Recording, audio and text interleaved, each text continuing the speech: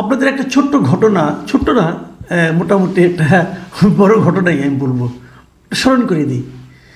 গত মাসে মানে ফেব্রুয়ারির 23 তারিখ রবিবার রাতে, দিবাগত রাতে, রাত 3টায়, সেই সময় আমাদের স্বরাষ্ট্র বিষয়ক উপদেষ্টা একটা প্রেস কনফারেন্স করেছিলেন। আপনাদের নিশ্চয়ই মনে আছে, মনে থাকার কথা। এই কারণে কথা যে এর আগে কখনো কোনো মন্ত্রী এভাবে রাত 3টার সময় জরুরি সংবাদ সম্মেলন ডাকেনি। উনি ডেকেছেন এবং উনি ডেকে সেখানে অনেক কথা বলেছেন যে আইন শৃঙ্খলা পরিস্থিতির কীভাবে চেঞ্জ করা হবে, কিভাবে না করা হবে, এর আপনারা দেখবেন এখন প্রচুর চেঞ্জ হবে। তারপরে দোষীও করেছেন, কাউকে কাউকে দায়ীও করেছেন যে পলাতক যারা আছে এই আওয়ামী লীগ এবং তার দোসররা, তারাই নাকি আইন শৃঙ্খলা পরিস্থিতির অবনতি ঘটাচ্ছে। এগুলো অনেক কথা বলেছেন এবং শেষে একটা কথা স্পষ্ট করে বলেছেন যে আগামীকাল সোমবার থেকেই আপনারা আইন শৃঙ্খলা পরিস্থিতির উন্নতির একটা নমুনা দেখতে পারবেন সারা দেশে। সেই সোমবার আজকে 8 দিন 9 দিন হয়ে গেল। পরিবর্তন দেখেছেন আপনারা কতটুকু আমি জানি না। আপনারা নিশ্চয়ই আমাদের যদি পত্রপত্রিকা দেখেন, এমন কোনো দিন কি ছিল যেদিন কোনো একটা অঘটন ঘটেনি? ঘটেছে। ছিনতাই, ছিচকে চুরি, এগুলি তো হয়েছে, এগুলি বাদ দিই, এগুলি আমি ধরি না কেন?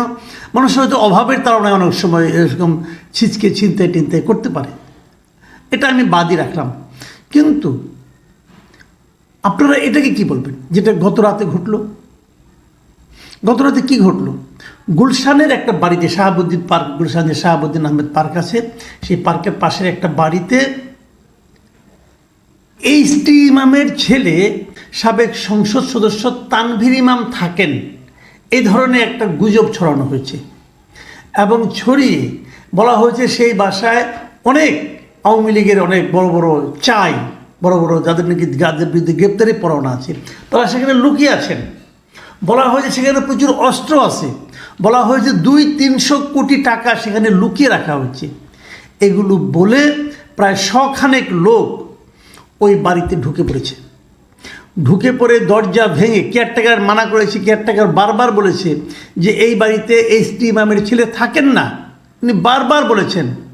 কার কথা কে শুনি? ভেঙে ঢুকে তারা ওইখানে তছনছ করেছে পুরো বাড়ি। আলমারি খুলেছে, ওয়ার্ড্রপ খুলেছে, এইটা খুলেছে, সব তছনছ অবস্থা একটা। আবার ওইটা আবার আমাদের মিডিয়াগুলো আমি একটু হেসে নিলাম, কিছু মনে করবেন না, আমাদের মিডিয়াগুলি দায়িত্ববান মিডিয়া যারা, আমাদের মিডিয়াগুলো সেটাকে লাইভ সম্প্রচার করেছে। আবার আমি মিডিয়াকে একদিক দিয়ে আমি ধন্যবাদও দিচ্ছি এই কারণে, লাইভ সম্প্রচার করার কারণে বাংলাদেশের মানুষ, জনগণ দেখতে পেরেছে এরা কারা, এরা কী ধরনের লোক, এদের চেহারা, ছবি, কথাবার্তা কী, মোটামুটি একটা ধারণা কিন্তু পাওয়া গেছে। এই লোকগুলো তছনছ করেছে। আমি হঠাৎ করে আমি একটা টিমতে দেখলাম যে সমস্ত লোকের সঙ্গে 2-1 পুলিশকেও দেখলাম আমরা, পুলিশ সেখানে আছে। তারা কী করলো আমি জানি না, থামানোর চেষ্টা করলো নাকি ওদের সহযোগিতা করলো বলতে পারবো না। এই ঘটনা প্রবাহ ঘটে যাওয়ার পরে জানা গেল না এই বাড়িতে এইচটি ইমামের ছেলে থাকে না। এই বাড়িতে যে ভদ্রমহিলা থাকেন উনি এইচটি ইমামের ছেলে, এই যে তানভীর ইমাম, তার ওয়াইফ ছিলেন, সেটাও প্রায় 2 দশকেরও বেশি সময় আগে। তারপর তাদের সঙ্গে সেপারেশন হয়ে গেছে, অনেক কিছু হয়ে গেছে। তাহলে এই অভিযোগটাই বা কে তুললো? আর এই অভিযোগ উস্কানিতে পা দিয়ে এত লোকই বা সেখানে কেন গেল?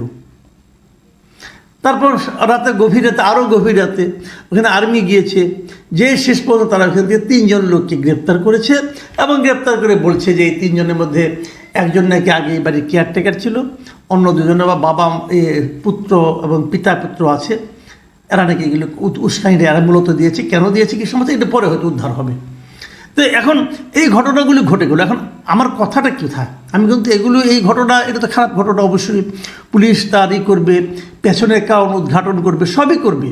কিন্তু আপনারা একটা কথা বলেন, যাদের বাড়িতে ঘটনাটা ঘটলো তারা, আপনি ভাবেন তো একবার, এই 100 জন লোক আপনার বাড়ির সামনে চলে এসে বলছে এই বাড়িতে আওয়ামী লীগের লোক আছে, বলছে এই বাড়িতে অস্ত্র আছে, বলছে এই বাড়িতে 200-300 কোটি টাকা আছে। বাড়ির ভেতরে আপনি বসে আছেন, অথবা আপনার স্ত্রী বসে আছে, অথবা আপনার পুত্র কন্যারা বসে আছেন। আপনাদের কী করণীয়? প্রায় আধা ঘন্টা ধরে তারা বাড়ির সামনে হইচই করেছে, ভাঙচুর করেছে। নিশ্চয়ই আপনারা ফোন দিবেন। কাকে ফোন দিবেন? পুলিশকে ফোন দিবেন, 999-এ ফোন দিবেন। তাহলে এরা এই আধা ঘন্টা ওখানে বসে থেকে স্লোগান দিয়ে তারপর দরজা ভেঙে উপরে উঠতে উঠতে তারও অনেক আগেই তো পুলিশের চলে আসার কথা। পুলিশ কেন ঘটনা প্রবাহ শেষ হওয়ার পরে আসলো? আর্মি কেন ঘটনা প্রবাহ শেষ হওয়ার পরে আসলো? এই প্রশ্নগুলো আপনার লাগে না? তারপরে ভাবেন যে আপনাদের মেন্টাল অবস্থাটা কি। আপনি ভেতরে বসে আছেন, বাইরে ধুমধাম লাথি পড়ছে, দরজা ভাঙা হচ্ছে, আপনার মানসিক অবস্থাটা, আপনার শারীরিক অবস্থাটা, আপনার হৃৎপিণ্ডের অবস্থাটা কি দাঁড়াতে পারে একবার ভাবুন। অথচ এটা কিভাবে হতে পারে? এটা হওয়া খুব কঠিন, তাই মনে করছেন আপনারা? না, ঘটনাটা তা না, এটা হওয়া খুব কঠিন না। এটা হওয়া বাংলাদেশে এখন এই সরকারের আমলে, এই সরকারের আইন শৃঙ্খলার উপর যে নিয়ন্ত্রণ, তার কারণে এই ধরনের ঘটনা পৃথিবীর সমস্ত দেশের জন্য কঠিন হলেও আমাদের দেশের জন্য এটা খুব সহজ। কিছুই বলার দরকার নাই। মাত্র 10-12 জন লোক যে একটা বাড়ির সামনে বলবে যে এই বাড়িতে আওয়ামী লীগের লোকজন পালিয়ে আছে, এই বাড়িতে অমুক মন্ত্রী পালিয়ে আছে, এই বাড়িতে আওয়ামী লীগের লোকজন অস্ত্র লুকিয়ে রেখেছে, এই বাড়িতে আওয়ামী লীগের লোকজন 500-600 কোটি টাকা লুকিয়ে রেখেছে, চলো ভাঙি। সবাই দেখবেন ভাঙার জন্য উঠে পড়ে লাগছে, এবং এটা চলছে এই দেশে। আপনাকে দরজা ভাঙা না, বিল্ডিং ভেঙে দেওয়া হচ্ছে। কোনো শাস্তি হয়েছে এই পর্যন্ত? কোনো একটা শাস্তি হয়েছে? সরকার দূরে দাঁড়িয়ে তামসা দেখে। এদেরকে উপদেশটা বাড়ানো হয়েছে তামাশা দেখার জন্য। নিজেরা তামাশা করেও আবার মধ্যরাতে। কিছু লোক তামাশা করেন আর কিছু লোক তামাশা দেখেন। সারা দেশের মানুষকে তামাশা দেখান। মিডিয়াগুলোর সৌজন্যে আমরা সেই তামাশা দেখি। আর যারা প্রকৃতই নিরীহ মানুষ, আর যারা শান্তিপ্রিয় মানুষ, যারা আইন মান্যকারী মানুষ, তারা সেটা দেখে এবং আতঙ্কিত হয়। এ কোন দেশে, এ কাদেরকে আমরা দায়িত্ব দিয়েছি এই দেশ চালানোর জন্য? আরে কী চালাচ্ছে?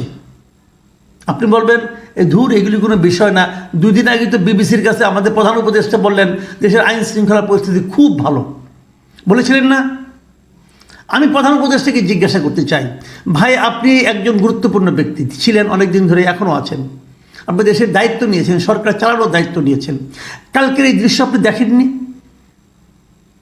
একটা বাড়িতে যে এই যে ভাঙচুরটা করা হলো, আপনি দৃশ্যটা আপনি চোখে পড়েনি? আপনার কাছে কী মনে হয়েছিল? আপনি কি ভুলে গেছেন যে আওয়ামী লীগ আমলে আওয়ামী লীগ সরকার আপনার উপর কী করতো? ভুলে গিয়েছেন আপনি এগুলো? আপনার তখন মানসিক স্ট্যাটাসটা কী ছিল? আপনার মানসিক অবস্থাটা কেমন ছিল? নাকি আপনি সেই মানসিক অবস্থাটা সকলের মধ্যে ছড়িয়ে দিতে চান? এটি আপনার মোটো, যেটা নাকি শেখ হাসিনার ছিল। শেখ হাসিনার বাবা মা সবাইকে, পরিবারকে কিছু লোক হত্যা করেছিল, এবং উনি হয়তো মনে করতেন এই দেশের মানুষই তাদের হত্যা করেছে, অতএব এই দেশের মানুষের মধ্যে উনি আতঙ্ক ছড়িয়ে দেওয়ার চেষ্টা করেছিলেন। যে সেই কাজটাই কি আপনি করছেন? যে পুরো দেশের মানুষকে দেখাচ্ছেন, দেখো শেখ হাসিনা যখন আমাকে এরকম টর্চার করেছে, আমাকে এরকম 8তলা 9তলা পর্যন্ত হেঁটে উঠতে বাধ্য করেছে, তখন আমার মনে কি চলেছিল ওটা তোমরা তো বুঝবা না, আসো বুঝাই দিই। আপনি কি এভাবে সবাইকে বোঝাচ্ছেন? আপনি কি এই জাতির উপর প্রতিশোধ দিচ্ছেন?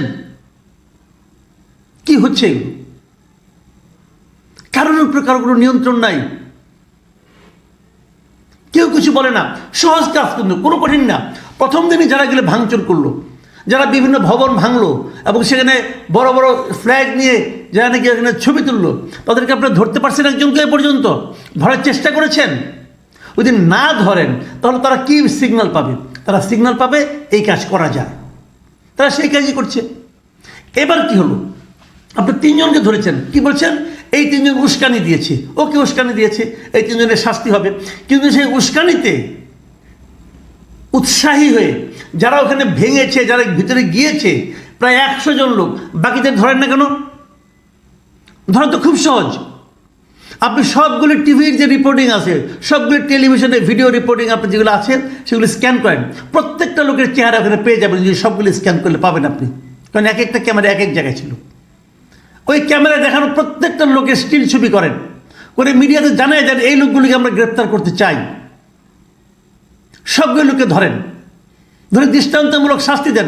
আমি ধরে নিলাম ওটা তানভীর ইমামের বাসা ছিল, হাইপোথেটিক্যালি ধরেন ওটা তানভীর ইমামের বাসাই ছিল, ওখানে 200-300 কোটি টাকাও ছিল, তারপরেও একজন পাবলিকের জন্য ওখানে ঢোকাটাকে আইনসম্মত? আপনার বাড়িটাকে ঘেরাও দিয়ে রাখতে পারতেন, যে আমি বাড়িটাকে ঘেরাও দিয়ে রাখছি, যতক্ষণ পর্যন্ত পুলিশ না আসবে আমরা সরবো না, পুলিশ আসবে, পুলিশের কাছে হ্যান্ড ওভার করে আপনি চলে যান। আপনি ভেতরে ঢুকলেন কোন আইনে? এবং এই ভেতরে ঢোকাটা যে অপরাধ, এটা কি সরকার বোঝে? যদি বোঝে, সরকার কি তাদের মধ্যে কোনো অ্যাকশন নেবে? নেবে না। আজকে দেখলাম প্রধান উপদেষ্টা প্রেস উইং একটা বিবৃতি দিয়েছে, তারা ঘটনার একটা ধারা বর্ণনা দিয়েছে। আরে ভাই, আপনাদের ধারা বর্ণনা দেওয়ার আগে এদেশের সব লোক টেলিভিশনে ওই ধারা বর্ণনা দেখে ফেলেছে। আপনারা এখন কী থাপথুপ করতেছেন? 3 জনকে অ্যারেস্ট করছেন, বিরাট কাজ করছেন একটা। আর বাদবাকি যাদেরকে অ্যারেস্ট করা হলো না, বাদবাকি যারা ওখানে গেল তাদেরকে তো উৎসাহ দিলেন, সেটার কী হবে? লুটপাট তো এখন হয়েছে, লুটপাট হয়েছে, টাকা পয়সা লুটপাট করেছে, জিনিসপত্র লুটপাট করেছে, জিনিসপত্র তছরূপ করেছে। ক্ষতিপূরণ কে দেবে? রাষ্ট্র দেবে? রাষ্ট্র তার একজন নাগরিককে নিরাপত্তা দিতে পারে নাই, এবং তার রাষ্ট্রের ব্যর্থতার কারণে ওই লোকের ক্ষতিগ্রস্ত হয়েছে, সে ক্ষতিপূরণ কে দিবে? দিবে রাষ্ট্র? এ কোন জঙ্গল রাজ্যে আমরা আছি এখন? আমরা কি দেশটাকে জঙ্গল বানিয়ে ফেলার প্রতিজ্ঞা করেছি? প্রিয় দর্শক, আমি খুবই হতাশ এবং খুবই দুঃখিত। কি বলবো? আবার দেখবেন এরও পক্ষে কিছু লোক দাঁড়ায় যাবে, দেশ থেকে বিদেশ থেকে কিছু পীর মুরিদ দাঁড়ায় যাবে, বলবে বিপ্লবোত্তর দেশে এগুলি হয়, এগুলি বলবে, বলে আবার এখানে এর পেছনে আবার একটা যুক্তি দেওয়ার চেষ্টা করবে। এই তো দেশের অবস্থা।